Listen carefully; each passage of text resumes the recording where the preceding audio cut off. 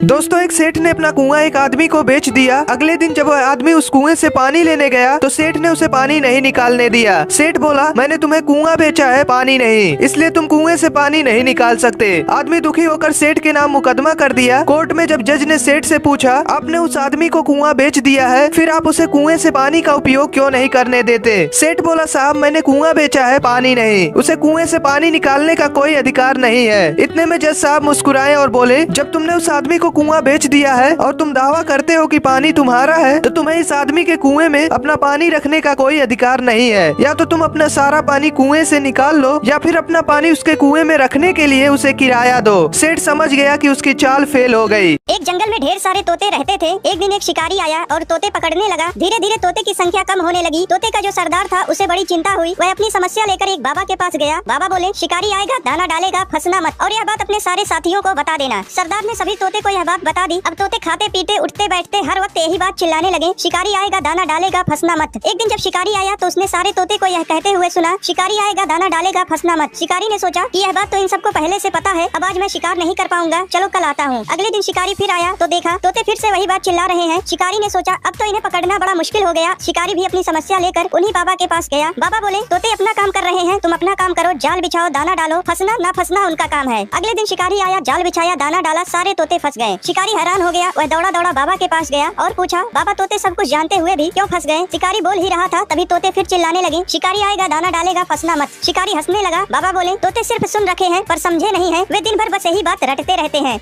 दोस्तों एक सेठ 5 रुपए की रोटी बेचता था। उसे रोटी की कीमत बढ़ानी थी, लेकिन बिना राजा की अनुमति के कोई भी अपने दाम नहीं बढ़ा सकता था। एक दिन सेठ राजा के पास गया और बोला, महाराज मुझे रोटी का दाम 10 रुपए करना है। राजा बोला, तुम 10 नहीं 30 रुपए करो। सेठ बोला, महाराज इससे तो हाहाकार मच जाएगा। राजा बोला, तुम इसकी चिंता मत करो। अगले दिन सेठ ने रोटी का दाम बढ़ाकर 30 रुपए कर दिया। शहर में हाहाकार मच गया। सभी राजा के पास पहुँचे, बोले, महाराज यह सेठ अत्याचार कर रहा, 5 की रोटी 30 में बेच रहा। राजा ने अपने सिपाहियों को कहा, उस गुस्ताख सेठ को मेरे दरबार में पेश करो। सेठ जैसे ही दरबार में पहुंचा, राजा ने गुस्से में कहा, तूने बिना मुझसे पूछे रोटी का दाम कैसे बढ़ा दिया? सेठ कुछ बोल पाता इससे पहले ही राजा ने सेठ को आदेश दिया, तुम रोटी कल से आधे दाम में बेचोगे, नहीं तो तुम्हारा सर कलम कर दिया जाएगा। आदेश सुनते ही पूरी जनता जोर जोर से बोली, महाराज की जय हो, महाराज की जय हो। दोस्तों फिर क्या था, अगले दिन से 5 की रोटी 15 में बिकने लगी। पर जनता खुश, सेठ खुश और राजा। रात एक चोर एक घर में घुसा। दरवाजा खोला तो एक बूढ़ी औरत सो रही थी। खटपट की आवाज से उसकी आंखें खुल गईं। चोर घबरा गया, लेकिन बुढ़िया बोली, डरो मत बेटा, लगता है किसी मजबूरी के कारण तुम ऐसा काम कर रहे हो। कोई बात नहीं, अलमारी में एक तिजोरी है, उसमें का सारा पैसा और गहना तुम चुपचाप ले जाना, लेकिन पहले मेरे पास आकर बैठो। मैंने अभी अभी एक सपना देखा है, वह सुनकर जरा मुझे उसका मतलब तो बता दो। चोर बुढ़िया की बातों में आ गया और चुपचाप जाकर उसके पास बैठ गया। बुढ़िया ने कहा, बेटा मैंने देखा कि मैं एक जंगल में खो गई हूँ। तभी एक कौवा मेरे पास आया और उसने 3 बार जोर जोर से बोला, पिंटू पिंटू पिंटू। बस फिर सपना खत्म हो गया और मेरी आंखें खुल गईं। जरा बताओ इसका क्या मतलब हुआ? चोर सोचने लगा। इतने में बुढ़िया का बेटा पिंटू अपना नाम जोर जोर से सुनकर उठ गया और अंदर आकर चोर को जमकर पीटा। बुढ़िया बोली, बस करो, अब मत मारो। चोर बोला, नहीं नहीं, मुझे और मारो, ताकि मुझे आगे से याद रहे कि मैं एक चोर हूँ, सपनों का मतलब बताने वाला। दोस्तों एक लड़का अपने पिता से बोला, डैड मेरे सभी दोस्त कार से चलते हैं, आप मेरे लिए कार कब खरीदेंगे? पिता बोले, ग्रेजुएशन की पढ़ाई पूरी कर लो, मैं कार आपको गिफ्ट में दे दूंगा। लड़के ने ग्रेजुएशन कंप्लीट की और पिता से अपना गिफ्ट मांगा। अगले दिन पिता ने बेटे को एक गिफ्ट दिया। लड़का बहुत खुश हुआ और इस उम्मीद में गिफ्ट खोला कि जरूर इसके अंदर कार की चाबी होगी, लेकिन उसे एक डायरी मिला। लड़के को बहुत गुस्सा आया। वह अपने पिता का घर छोड़कर चला गया और कभी वापस न आने का फैसला किया। कई साल बीत गए। लड़का एक सफल बिजनेसमैन बन गया। एक दिन अचानक उसके पास एक लेटर आया कि उसके पिता का डेथ हो गया। लड़के को बहुत अफसोस हुआ। वह अपने गांव वापस आया। कुछ दिनों बाद लड़के ने देखा वो डायरी एक टेबल पर रखी थी। उसने डायरी खोला और पन्ने पलटने लगा। कुछ पन्ने पलटने के बाद उसे डायरी के बीच में एक छेद मिला जिसमें कार की चाबी थी और एक टैग पर लिखा था, बेटा इस कार से घूमे गए अपने सभी खुश पलों को इस डायरी में लिखना। दोस्तों यह देखकर वह बेटा फूट फूट कर रोने लगा।